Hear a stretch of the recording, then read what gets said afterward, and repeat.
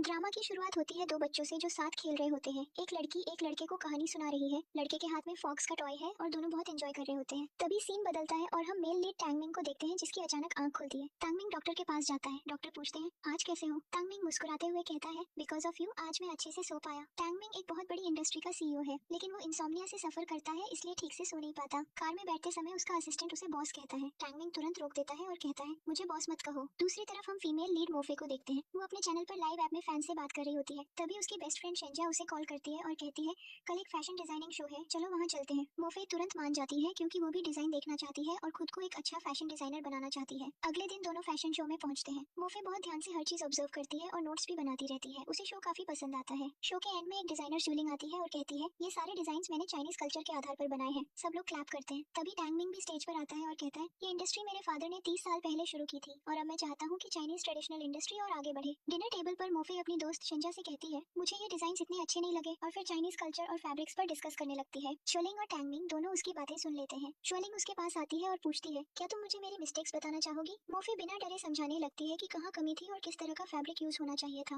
वो कॉम्प्लीमेंट भी देती है लेकिन साथ ही कमियां भी गिनाती है। टैंगमिंग उसकी नॉलेज देखकर इंप्रेस हो जाता है। तभी कुछ रिपोर्टर्स वहाँ आ जाते हैं और हंगामा हो जाता है। इसी बीच मोफे के नोट्स गिर जाते हैं। टैंगमिंग नोट्स उठाता है और कहता है तुमने हमारे डिजाइन कॉपी किए हैं इसके पनिशमेंट का पता है तुम्हें। मोफे गुस्से में कहती है मैंने कुछ भी स्टील नहीं किया मैंने बस एनालाइज किया है। टैंगमिंग मानने को तैयार नहीं और दोनों में फाइट हो जाती है। शेंजा उसे वहाँ से ले जाती है। ऑफिस में वापस आते हुए टैंगमिंग सोच रहा होता है ये लड़की कल्चरल फैब्रिक्स के बारे में इतना जानती है ये हमारी कंपनी के लिए यूजफुल साबित हो सकती है। फिर हम देखते हैं कि मोफे रोज टैंगमिंग के ऑफिस आती है उससे मिलने के लिए लेकिन सिक्योरिटी उसे अंदर नहीं जाने देती। असिस्टेंट टैंगमिंग से पूछता है आप मोफे से क्यों नहीं मिलते। टैंगमिंग जवाब देता है मैं उसकी डेडिकेशन देखना चाहता हूँ। जब ये लड़की एक नोटबुक के लिए इतनी परेशान है तो इमेजिन करो काम के लिए कितनी मेहनत करेगी। घर आकर मोफे फिर से लाइव ऐप पर फैन से बात करती है। वो टैंगमिंग को क्रिटिसाइज करती है इतना पावरफुल आदमी मेरी नोटबुक रखकर भी वापस नहीं कर रहा। इसी दौरान एक नया फॉलोअर उसे ज्वाइन करता है जो असल में टैंगमिंग ही होता है लेकिन मोफे को पता नहीं चलता। तभी उसका भाई आता है और कहता है मुझे मॉडलिंग करनी है तुम बस मॉम को कन्विंस कर दो बाकी मैं देख लूंगा। मोफे परेशान हो जाती है। सीन बदलता है और शाओयू की एंट्री होती है। शाओयू फ्रांस से लौटा है और कंपनी में हाई पोस्ट पर है।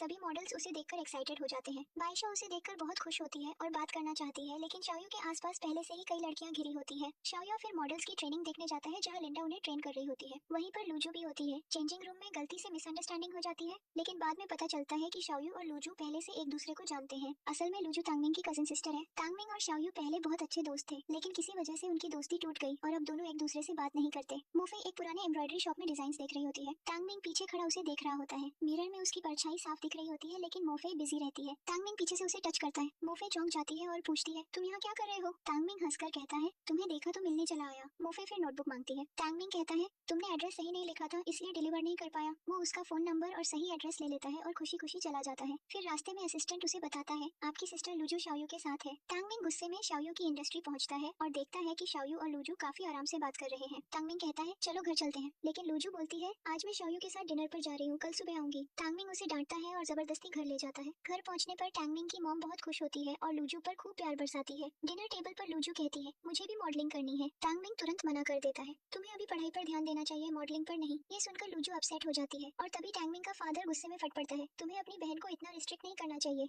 अगर उसका इरादा मॉडलिंग करने का है तो उसे करने देना चाहिए। ये सुनकर टैंगमिंग मान जाता है। दूसरी तरफ मोफे ने एक ड्रेस तैयार की होती है जिसे लेने के लिए एक कस्टमर आता है लेकिन वो कस्टमर और कोई नहीं बल्कि बाइशाओ निकलती है जो कॉलेज के दिनों से ही मोफे की दुश्मन रही है। वो मोफे के बनाए ड्रेस में कमियां निकालना शुरू कर देती है और दोनों के बीच फिर से झगड़ा हो जाता है। घर पहुंचने पर मोफे का भाई उससे कहता है मेरा सिलेक्शन मॉडलिंग में हो गया है अब मैं शाओयू की इंडस्ट्री का मॉडल हूँ। ये सुनकर मोफे बहुत खुश हो जाती है और सेलिब्रेशन के लिए बाहर से खाना ऑर्डर कर देती है। जैसे ही वो खाना लेने बाहर जाती है उसे अपने घर के बाहर टैंगमिंग खड़ा दिखाई देता है। टैंगमिंग उसे देख सोचता है कि वो स्पेशली उसी से मिलने बाहर आई है। वो खुश होकर कार से उतरता है और हाय कहने ही वाला होता है लेकिन मोफे उसे इग्नोर कर सीधे खाना लेने चली जाती है। ये देखकर टैंगमिंग थोड़ा अपसेट हो जाता है। जब मोफे वापस आती है तो टैंगमिंग पूछता है तुम खाना लेने गई थी। मोफे जवाब देती है तो और क्या सोचा तुमने। टैंगमिंग कुछ नहीं कहता बस उसे एक नोटबुक पकड़ाता है और वहाँ से चला जाता है। इधर शाओयू को मोफे के बनाए ड्रेस के बारे में पता चलता है और वो काफी इम्प्रेस हो जाता है। उसी समय बाइशा वो ड्रेस पहनकर उसकी बुराई करने लगती है। तभी शाओयू वहाँ पहुंचकर खुद को मोफे से इंट्रोड्यूस करता है। ये देख मोफे बहुत खुश हो जाती है क्योंकि वो शाओयू की बहुत बड़ी फैन होती है।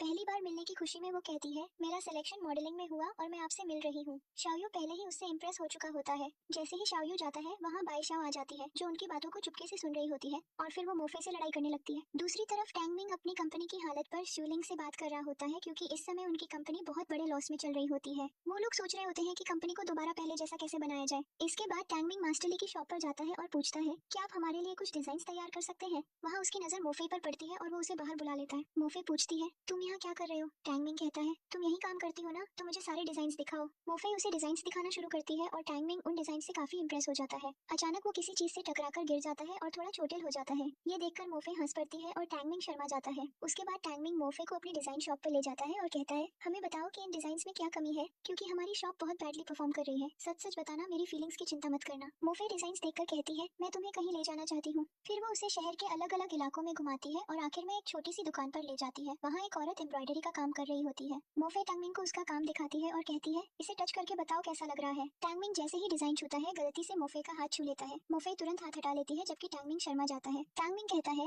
ये डिजाइन गर्माहट लिए हुए है, बहुत नजाकत से बना है, लगता है जैसे किसी ने दिल से बनाया हो। मोफे मुस्कुराकर कहती है बिल्कुल सही समझे, हर धागे को इतनी परफेक्शन से संभाला गया है कि कोई मशीन इसे कॉपी नहीं कर सकती। तुम्हें भी अपने डिजाइन में यही सोल डालनी होगी, क्योंकि यही असली कल्चर है और इसकी ताकत मशीन कभी नहीं ला सकती। वापस लौटते समय मोफेई एक प्रिंस टॉय देखकर खुश हो जाती है। टैंगमिंग तुरंत वो टॉय खरीदकर उसे दे देता है और अपने लिए एक फ्रॉक टॉय लेता है। कार में बैठकर टैंगमिंग अपने असिस्टेंट से पूछता है अगर कोई लड़की पहली बार किसी को टच करे तो इसका क्या मतलब होता है। असिस्टेंट समझ जाता है और कहता है इसका मतलब है कि लड़की तुम्हें पसंद करती है। ये सुनकर टैंगमिंग बहुत खुश हो जाता है। उधर शाओयू की इंडस्ट्री में मॉडल्स का ट्रेनिंग शुरू हो जाता है। लूजू और मोफान भी वहाँ मौजूद होते हैं। तभी वहाँ लिंडा आती है जो बहुत स्ट्रिक्ट होती है। वो सबको कहती है अगर तुम प्रेशर झेल नहीं सकते तो डोर ओपन है, अभी निकल जाओ, क्योंकि हमें मॉडलिंग के लिए परफेक्ट कैंडिडेट चाहिए और इसके लिए बहुत मेहनत करनी पड़ेगी। पहले दिन सब मॉडल्स नर्वस होते हैं कि कैसे मैनेज करेंगे, लेकिन लूजू बहुत कॉन्फिडेंट रहती है और कहती है मैंने पहले मॉडलिंग की है इसलिए मुझे कॉन्फिडेंस है। फिर वो मोफान को देखती है और कहती है तुम्हें तो बहुत डर लग रहा है। मोफान जवाब देता है मैं डरा नहीं हूँ, क्योंकि मैंने बहुत प्रैक्टिस की है। जब ट्रेनिंग शुरू होती है तो सब मॉडल्स अच्छा परफॉर्म करते हैं, लेकिन लूजू नर्वस होकर लास्ट में आती है और रैंप पर ठीक से चल भी नहीं पाती। तभी मोफान उसका हाथ पकड़कर उसे वॉक कराता है, जिससे लूजू आराम से मॉडलिंग कर पाती है। जब लिंडा जाने लगती है तो शाओयू वहाँ आता है और पूछता है लूजू ने कैसा परफॉर्म किया। लिंडा कहती है तुम्हें उसकी इतनी चिंता क्यों है। शाओयू कहता है वो मेरे दोस्त टैंगमिंग की बहन है, इसलिए मेरी भी बहन जैसी है। लिंडा हैरान रह जाती है और कहती है लेकिन उसने कभी ये मेंशन नहीं किया। शाओयू कहता है शायद वो अपने गोल्स के लिए लॉयल रहना चाहती है और कनेक्शंस का फायदा नहीं उठाना चाहती। और हाँ, उसे कोई फेवर मत देना, बस थोड़ी केयर कर लेना। लिंडा मान जाती है। इधर टैंगमिंग मोफे के शो में जाता है और वहाँ मास्टर ली से कोलैबोरेशन की बात करता है, क्योंकि उसे उनके सारे डिजाइन बहुत पसंद आते हैं। मास्टर ली ये डील मान जाती है क्योंकि इससे उनके छोटे शॉप का प्रमोशन बड़े सिटीज में होगा और उनका क्राफ्ट्समैनशिप ज्यादा लोगों तक पहुंचेगा। इसके बाद टैंगमिंग मोफे से मिलता है और दोनों बातें करते हैं। टैंगमिंग उसे घर तक छोड़ने आता है, लेकिन डोर पर पहुंचते ही टैंगमिंग देखता है कि एक डिलीवरी बॉय बाइक से आया है और उसे लगता है कि वो मोफे को हिट कर देगा। टैंगमिंग हीरो स्टाइल में दौड़कर उसे बचाने आता है और खुद ही थोड़ा एम्बैरेसिंग सिचुएशन बना देता है। टैंगमिंग जब मोफे के घर में जाता है तो उसे वही प्रिंस टॉय टेबल पर रखा दिखता है जो उसने उसे गिफ्ट किया था, और वहीं उसे फ्रॉक टॉय भी मिलता है। वो दोनों टॉयज उठाकर साथ में टेबल पर रख देता है। फिर उसकी नजर एक बुकलेट पर पड़ती है जिस पर फ्रांस यूनिवर्सिटी लिखा होता है। वो पूछता है क्या तुम फ्रांस पढ़ाई के लिए जाना चाहती हो। मोफे कहती है हाँ, मैं फ्रांस पढ़ाई के लिए जाना चाहती हूँ। मेरा सपना है एक दिन ग्रेट डिजाइनर बनने का और मैं चाइनीज कल्चर को और आगे तक ले जाना चाहती हूँ। ये सुनकर टैंगमिंग और भी ज्यादा इंप्रेस्ड हो जाता है। अगले दिन मॉडलिंग शो शुरू होता है जहाँ सारे मॉडल्स एक एक करके परफॉर्म करते हैं। उसी वक्त टैंगमिंग अपने असिस्टेंट से कहता है कि मोफे को बुलाओ और उसे अपने पास बैठने को कहता है। जब शाओयू ये देखता है तो उसे जेलसी होती है और वो भी जाकर मोफे के बगल में बैठ जाता है। पूरे शो के दौरान टैंगमिंग और शाओयू दोनों मोफे से बातें करते रहते हैं। कभी वो एक को जवाब देती है, कभी दूसरे को, और आखिर में परेशान हो जाती है। शो खत्म होने के बाद शाओयू जाते समय पांसू से टकराता है, जिसके लिए मोफे ने ड्रेस तैयार किया था। पांसू कहता है मोफे भी तुम्हारी यूनिवर्सिटी में एडमिशन लेने की कोशिश कर रही है, इसके लिए वो एक खास ड्रेस तैयार कर रही है। ये सुनकर शाओयू शॉक भी हो जाता है और खुश भी। बाद में जब मोफे घर पर शिंजा के साथ काम कर रही होती है तो शिंजा उससे कहती है तुम्हें दिख नहीं रहा, तुम्हारे आसपास कितनी फिशेस तैर रही हैं। मोफे समझ नहीं पाती तो शिंजा कहती है मुझे लगता है टैंगमिंग और शाओयू दोनों तुम्हें पसंद करने लगे हैं। लेकिन मोफे कोई रिएक्शन नहीं देती और बात टाल देती है। उधर टैंगमिंग अपने ऑफिस में द लिटिल प्रिंस नाम की बुक लेकर बैठा होता है। ये किताब उसे बचपन की उस लड़की की याद दिलाती है जो उसे हमेशा यही कहानी सुनाया करती थी, जैसा हमने पहले एपिसोड में देखा था। फिर सीन मोफैन पर आता है जो एक क्लब में गाना गा रहा होता है। वो अच्छा सिंगर भी होता है, इसलिए एक्स्ट्रा इनकम वहीं से कमाता है। लूजू भी अपनी फ्रेंड्स के साथ वहाँ आती है उसे सुनने। उसकी फ्रेंड्स उसे ड्रिंक के लिए फोर्स करती है और बॉटल खत्म करने की चैलेंज देती है। मोफैन को ये बिल्कुल पसंद नहीं आता। वो सिंगिंग रोककर स्टेज से नीचे उतरता है और सबको लगता है कि वो फाइट करेगा, लेकिन कामली वो कहता है मैं ड्रिंक करूंगा, चैलेंज मैं लूंगा। फिर वो सारी बॉटल्स खुद खत्म कर देता है ताकि लूजू को पीना न पड़े। इसके बाद फिर से गाना शुरू करता है जिससे लूजू बहुत इंप्रेस हो जाती है। इधर मोफे घर पर होती है तभी शाओयू उससे मिलने आता है और एक बहुत एक्सपेंसिव सीजर गिफ्ट करता है। वो कहता है ये एक मशहूर डिजाइनर की है और बहुत कीमती है, मैं तुम्हें देना चाहता हूँ। मोफे मना कर देती है और कहती है इतना एक्सपेंसिव गिफ्ट मैं नहीं ले सकती। लेकिन शाओयू कहता है मुझे पता चला तुम भी मेरी यूनिवर्सिटी में एडमिशन लेना चाहती हो। टेक्निकली तुम मेरी जूनियर हो, इसलिए मैं तुम्हें ये देना चाहता हूँ। ये सुनकर मोफे खुश हो जाती है और गिफ्ट एक्सेप्ट कर लेती है। उसके बाद मोफे टैंगमिंग से उसके ऑफिस के बाहर मिलती है। टैंगमिंग पूछता है तुम अंदर क्यों नहीं आई, मेरी सिक्योरिटी से डरती हो क्या। मोफे जवाब देती है नहीं, मैं किसी से नहीं डरती। असल में वो सच में गार्ड से डरती थी क्योंकि हर बार उसे बाहर निकाल देते थे। टैंगमिंग को पहले से पता होता है इसलिए वो हंसते हुए कहता है, तो यही वजह थी कि तुमने कंपनी के सीईओ को बाहर बुला लिया। मोफे भी हंस पड़ती है। टैंगमिंग कहता है, चलो सेलिब्रेट करते हैं, आज हमारा कॉन्ट्रैक्ट पूरा होने वाला है। दोनों सेलिब्रेशन के लिए एक छोटे से कैफे में जाते हैं। मोफे बहुत एंजॉय करती है क्योंकि वो कैफे में अक्सर आती थी, लेकिन टैंगमिंग को जगह थोड़ी अजीब लगती है, फिर भी वो मोफे की खुशी के लिए वहीं बैठता है। टैंगमिंग हॉट वाटर मंगवाता है। मोफे सोचती है कि वो पीना चाहता है, लेकिन टैंगमिंग उससे उसके चॉपस्टिक साफ करके देता है और कहता है, अब आराम से खाना। ये देख मोफे बहुत टच्ड हो जाती है और पूछती है, तुम मेरी इतनी केयर कैसे कर सकते हो? टैंगमिंग कहता है, तुम्हें भी अपना ख्याल रखना चाहिए, यहाँ का खाना तुम्हें नहीं खाना चाहिए। वापस घर जाते समय मोफे पूछती है, तुम्हारे पास कार है, फिर तुम मेरे साथ वॉक क्यों कर रहे हो? टैंगमिंग बहाने बनाता है, वॉकिंग डाइजेशन के लिए अच्छी होती है। असल में उसका मकसद बस मोफे के साथ ज्यादा वक्त बिताना था। दूसरी तरफ मोफैन के घर पर लूजू आती है। वो इधर उधर देखती है और प्रिंस थीम टॉय देखकर इंसिस्ट करती है कि वो उसे दे। मोफैन मना कर देता है और कहता है, ये मेरी बहन का है, लेकिन लूजू बार बार रिक्वेस्ट करती है और आखिरकार मोफैन टॉय उसे दे देता है। दोनों बातें करते हैं और लूजू जब निकलती है तो मोफैन उसे नीचे तक छोड़ने आता है। उधर उसी वक्त मोफे और टैंगमिंग भी घर के बाहर पहुंचते हैं। टैंगमिंग कहता है, तुम बार बार मेरा चेहरा क्यों देख रही हो? क्या तुम मुझे पसंद करने लगी हो? वो सोचता है मोफे कन्फेशन करने वाली है, लेकिन मोफे कहती है, तुम्हारे मुंह पर सॉस लगा है, ऐसे कैसे खा रहे थे तुम? बेचारा टैंगमिंग शर्मिंदा हो जाता है और खुद साफ करने की कोशिश करता है। जब नहीं हो पाता तो मोफे टिश्यू से उसका चेहरा साफ कर देती है। तभी मोफैन और लूजू भी आ जाते हैं और दोनों पेयर्स एक दूसरे को देखकर शॉक्ड हो जाते हैं। टैंगमिंग अपनी बहन से पूछता है, इतनी रात को तुम इस लड़के के साथ क्या कर रही थी? लेकिन लूजू और मोफैन उल्टा उन्हें टीज करने लगते हैं, और आप दोनों इतने लेट साथ में क्या कर रहे थे? टैंगमिंग अपनी बहन को डांट भी नहीं पाता और उसे ले जाता है। रास्ते भर पूछता रहता है, तुम वहाँ क्या कर रही थी? लेकिन क्लेवर लूजू कहती है, आप और मोफे साथ में बहुत अच्छे लगते हो, क्या आप दोनों डेटिंग कर रहे हो? ये सुनकर टैंगमिंग खुश हो जाता है और डांटने की जगह मुस्कुरा देता है। उधर मोफैन भी मोफे को टीज करता है, सच सच बताओ तुम लोग डेटिंग कर रहे हो ना? मोफे कुछ नहीं कहती, बस मुस्कुरा देती है। अगले दिन टैंगमिंग उसे एक आईडी कार्ड देता है और कहता है, इसे हमेशा साथ रखना, इससे तुम कभी भी मेरे ऑफिस आ सकती हो। फिर जब मोफे घर पहुंचती है तो देखती है कि लूजू फिर से आई हुई है और मोफैन के साथ ब्रेकफास्ट बना रही है। ये देखकर मोफे बहुत खुश होती है और समझ जाती है कि चाहे ऑफिशियली कपल ना हो, लेकिन दोनों एक दूसरे को पसंद करते हैं। जैसे ही सब ब्रेकफास्ट करने बैठते हैं, मोफे को उसके टीचर मास्टर ली का कॉल आता है। वो बताते हैं कि वर्कशॉप में प्रॉब्लम हो गई है। दरअसल वर्कशॉप को मास्टर ली के नेफ्यू ने अपने नाम पर सीक्रेटली साइन करवा लिया और सारी मेहनत बर्बाद कर दी। इसी वजह से अब मास्टर ली ने टैंगमिंग के साथ कोलैबोरेशन करने से मना कर दिया। ये सुनकर मोफे तुरंत टैंगमिंग को कॉल करती है। मोफे और टैंगमिंग साथ में वर्कशॉप पहुंचते हैं, जहां मास्टर ली का भतीजा और टैंगमिंग का पुराना राइवल हाइटियन पहले से मौजूद होता है। हाइटियन टैंगमिंग को ऑफर देता है, अगर तुम इस वर्कशॉप से कोलैबोरेट करना चाहते हो तो तुम्हें फिर से मेरे साथ काम करना पड़ेगा। असल में हाइटियन एक बहुत बड़ा फ्रॉडुलेंट इंसान था। उसने पहले भी टैंगमिंग की कंपनी के साथ कई बार धोखा किया था, यहाँ तक कि लीगल केसेस भी हुए थे, और अब वो फिर से उसकी लाइफ में घुसने की कोशिश कर रहा था। लेकिन टैंगमिंग तुरंत उसका ऑफर रिजेक्ट कर देता है और वहाँ से चला जाता है। बाद में जब वो मास्टर ली से मिलता है तो वो बहुत दुखी होती है। टैंगमिंग उसे कई दुकानों वाले नए मार्केट प्लेस में ले जाता है और कहता है, अब से ये सारी शॉप्स आपकी हैं, मैंने इन्हें आपके नाम रजिस्टर कर दिया है, इस बार आपका नेफ्यू कुछ नहीं कर पाएगा। उसने आपकी पुरानी दुकान छीन ली थी, लेकिन आपका टैलेंट कोई नहीं छीन सकता। जब तक आपके पास ये हुनर है, कोई आपको डिस्ट्रॉय नहीं कर सकता। आप फिर से नई शुरुआत कीजिए। ये सुनकर मोफई बहुत प्रभावित हो जाती है। घर जाकर वो अपने ऐप पर लाइव आती है और अपने फैन से कहती है, कोई इंसान इतना अच्छा कैसे हो सकता है जो सिर्फ दूसरों की खुशी के लिए जीता हो? ऑनेस्टली मैंने आज तक इतना काइंड इंसान नहीं देखा। टैंगमिंग जो उसकी लाइव स्ट्रीम सुन रहा होता है, इतना खुश हो जाता है कि खुद से डांस करने लगता है और इमेजिन करता है कि वो मोफई के साथ डांस कर रहा है।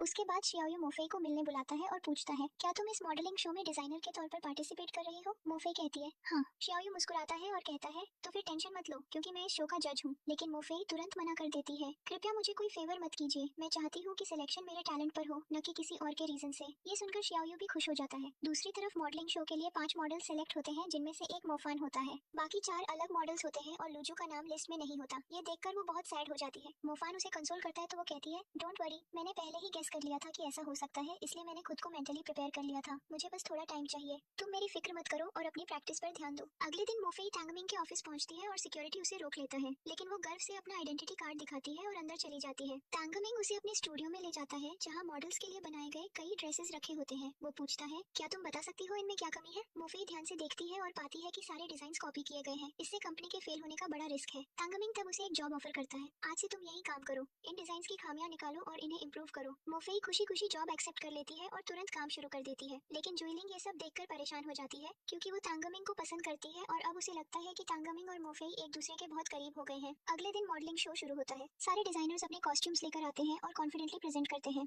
जब मोफई की बारी आती है तो उसके डिजाइन देखकर सब बहुत इंप्रेस्ड हो जाते हैं, क्योंकि उसने वाकई बहुत खूबसूरत ड्रेसेस तैयार किए होते हैं। टैंगमिंग ऑडियंस में बैठा सब देख रहा होता है। जजेस स्कोरिंग शुरू करते हैं। तभी शियाओयू टैंगमिंग को देखते ही मोफई को लो स्कोर देने लगता है। नतीजा ये होता है कि मोफई के मार्क्स सबसे कम आ जाते हैं। मोफई उदास होकर वहाँ से निकल जाती है। रास्ते में उसकी मुलाकात बाईशाओ से होती है, जो उसे इंसल्ट करते हुए कहती है, यही तुम्हारे लायक था। मोफई को जवाब नहीं देती और चुपचाप आगे बढ़ जाती है। तभी शियाओयू उसके पास आकर कहता है, चलो मैं तुम्हें घर छोड़ देता हूँ। मोफई मना कर देती है। शियाओयू शियाओयू पूछता है क्या तुम मुझसे नाराज हो? मोफेई कहती है नहीं, नाराज नहीं हूँ। शियाओयू कहता है अगर तुम मेरी कार में बैठोगी तो मैं तुम्हें बताऊंगा कि मैंने तुम्हें लो मार्क्स क्यों दिए और तुम्हारी गलती कहाँ थी। मोफेई मान जाती है क्योंकि उसे लगता है कि शियाओयू बहुत बड़ा डिजाइनर है और वो उससे सीख सकती है। तांगमिंग ये सब देख लेता है और बहुत अपसेट हो जाता है। घर पहुंचकर भी मोफेई उदास रहती है। उसका भाई उसे कंसोल करता है, मुझे पता है आज तुम बहुत हर्ट हुई हो, आओ मेरे कंधे पर सिर रखकर रो लो। मोफेई कहती है नहीं, मुझे रोना नहीं है क्योंकि मैं जानती हूँ कि मैं भी एक डिजाइनर हूँ और मुझसे भी मिस्टेक्स हो सकती है। अब मैं परेशान नहीं होंगी बल्कि खुद को इम्प्रूव करूंगी। भाई बहन आपस में प्यार भरी बातें करते हैं। उधर तांगमिंग अपने घर पर बहुत बेचैन रहता है क्योंकि उसने अपनी आंखों से देखा था कि शियाओयू मोफेई को अपनी कार में लेकर गया।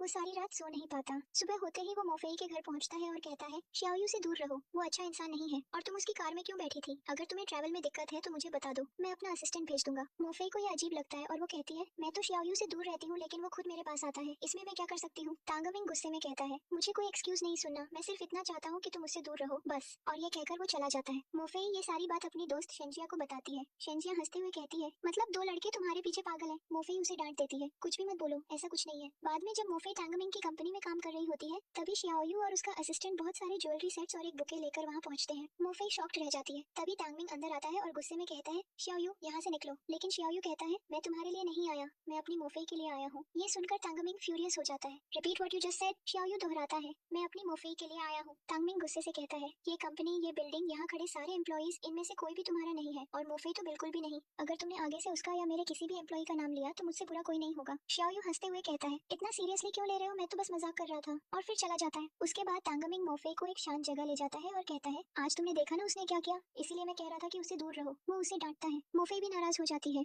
आप मुझे क्यों बार बार टोकते रहते हैं? आपको क्या फर्क पड़ता है मैं क्या करती हूँ? मैं तो सिर्फ आपकी एम्प्लॉई हूँ, तो आपको मेरी इतनी परवाह क्यों है? तांगमिंग कहता है अपने दिल पर हाथ रखकर खुद से पूछो कि मुझे तुम्हारी इतनी परवाह क्यों है। और ये कहकर वो चला जाता है। मोफेई वहीं खड़ी सोच में पड़ जाती है। क्या तांगमिंग ने अभी अभी अपने फीलिंग्स कन्फेस किए? अगर सच में प्रपोजल था तो वो कोई मैजिकल वर्ड्स कहते, लेकिन उन्होंने कुछ नहीं कहा। इसका मतलब उन्होंने अपने दिल की बात अभी नहीं बताई। ये सोचकर वो भी वहाँ से चली जाती है। नेक्स्ट सीन में स्वीलिंग तांगमिंग की माँ से मिलने जाती है। माँ प्यार से पूछती है आखिर तुम मेरे बेटे की सिर्फ फ्रेंड कब तक रहोगी? मैं चाहती हूँ कि तुम मेरी डॉटर इन लॉ बनो। अब वक्त आ गया है कि तुम तांगमिंग को अपने दिल की बात बता दो। ये सुनकर स्वीलिंग का चेहरा खुशी से खिल उठता है। इधर शाओयू की इंडस्ट्री में एक मॉडल मिसिंग हो जाती है। मजबूरी में लिंडा लूजू को स्टेज पर उतार देती है। शो शुरू होता है। सब अच्छा परफॉर्म करते हैं लेकिन मोफे सिर्फ 4 ड्रेसेस पेश करती है। कॉन्ट्रैक्ट के हिसाब से 5 ड्रेसेस जरूरी थे। जज उसके डिजाइन देखकर इम्प्रेस्ड होता है और पूछता है तुम्हारा 5वां ड्रेस कहाँ है? मोफे कामली जवाब देती है वो अभी रेडी नहीं है, अगर आप मुझे डिस्क्वालीफाई करना चाहते हैं तो कर सकते हैं। सब उसके काम से इतने प्रभावित होते हैं कि कहते हैं कम से कम 5th ड्रेस की फोटो तो दिखाओ। जब वो फोटो दिखाती है तो लोग और भी ज्यादा इम्प्रेस्ड हो जाते हैं। शाओयू कहता है ये 5th ड्रेस बहुत ब्यूटीफुल है, इसे कल तक पूरा करके फिर प्रेजेंट करो। मोफे सिर हिलाकर कहती है नहीं, मैं एक दिन में इसे पूरा नहीं कर सकती, प्लीज मुझे डिस्क्वालीफाई कर दीजिए। और वो स्टेज छोड़कर चली जाती है। बाहर शाओयू उसके पीछे जाता है तो मोफे बताती है किसी ने मेरा 5वां ड्रेस जला दिया था। ये सुनते ही शाओयू फ्यूरियस हो जाता है और सीधे बाईशाओ पर शक करके उसे जॉब से निकाल देता है। मगर इस बार बेचारी बाईशाओ निर्दोष होती है। दूसरी तरफ टैंगमिंग का मैनेजर बताता है भले ही मोफे फर्स्ट, सेकंड या थर्ड पोजीशन पर नहीं आई लेकिन उसकी पॉपुलैरिटी सबसे ज्यादा है।